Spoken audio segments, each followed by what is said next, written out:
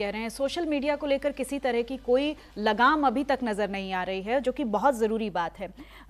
हमारे साथ अनुराग कुलश्रेष्ठ जी भी जुड़े हुए हैं। अनुराग जी, आपसे अक्सर जब भी चर्चा होती है, जब भी आप मेरे कार्यक्रम में आते हैं, हम अक्सर इसी तरीके की लापरवाहियों पर बात करते हैं और रोड सेफ्टी को लेकर कमोबेश वही बातें सामने आ जाती हैं। ऐसे एक्सीडेंट्स एक दिन बीतता है, उसके अगले दिन फिर से आ जाते हैं। तो ये कितनी बड़ी विडंबना है सर कि बहुत सारा हमारे पास एक सिस्टम है, नियम कायदे कानून हैं, लेकिन वो सब ऐसा लगता है जैसे तोड़ने के लिए ही बने।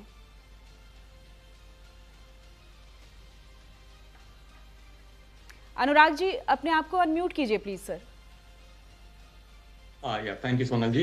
एक्चुअली मैं कपिल जी की बात और आरके साहब की बात पर थोड़ा सा आगे बढ़ना चाहूंगा कि जो हमारे यहाँ पर जो एक सिस्टम बना हुआ है, कानून नहीं है या इम्प्लीमेंटेशन नहीं है या साइकोलॉजिकल इम्पैक्ट क्या हो रहा है हमारी सोसाइटी पर, वो एक अलग चीज है। लेकिन इसके पीछे की जो वजह है, रोजाना जैसे विक्टिम न्याय, हर विक्टिम न्याय मांगता है, विक्टिम फैमिली न्याय मांगती है, तो 500 विक्टिम फैमिली रोज न्याय मांगती है यहाँ पर।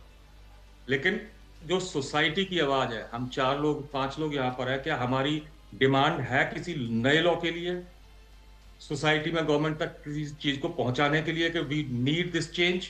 नो।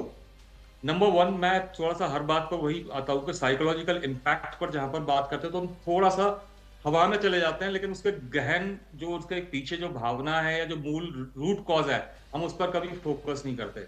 मैं अब एग्जाम्पल लेके बात करना चाहता हूं। हमारी मूवीज में स्टंटिंग, रैश ड्राइविंग, स्पीडिंग के इतने सारे सिनेरियोज दिखाए जाते हैं। जी। Ministry of I and B की एक छोटी सी गाइडलाइन है, एक पैराग्राफ की 4 लाइनें हैं उसमें।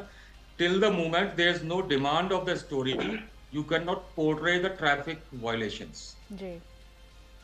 हमारे सभ्य सोसाइटी के हम जैसे लोगों को कम से कम एक डिमांड करनी चाहिए कि ये डिमांड ऑफ द स्टोरी क्या है। माँ का एक्सीडेंट हो गया है, बहन का किडनैपिंग हो गई है, या मेरा एग्जाम छूट रहा है, ये मतलब डिमांड ऑफ द स्टोरी क्या है जो मैं ट्रैफिक का वायलेशन नहीं शोकेस करूंगा। अब इसके पीछे भावना की तरफ जाते हैं हम कि आखिर ये 4 लाइन की जो गाइडलाइन निकाली ministry of I and B ने, वो क्यों निकाली? कहीं ना कहीं इसके पीछे कोई गलत चीज हो रही है या मेरी सोसाइटी के ऊपर एक गलत इंपैक्ट जा रहा है इस चीज का। जी। जब धूम मूवी आई थी, यहाँ पर कम से कम मुंबई में 10 से 12 लोगों की डेथ हुई थी स्पीडिंग स्टंटिंग करने के दौरान, बिल्कुल। एक हफ्ते के अंदर। वहां के सिटी कमिश्नर ने एक डिमांड की कि इस धूम मूवी पर बैन लगना चाहिए।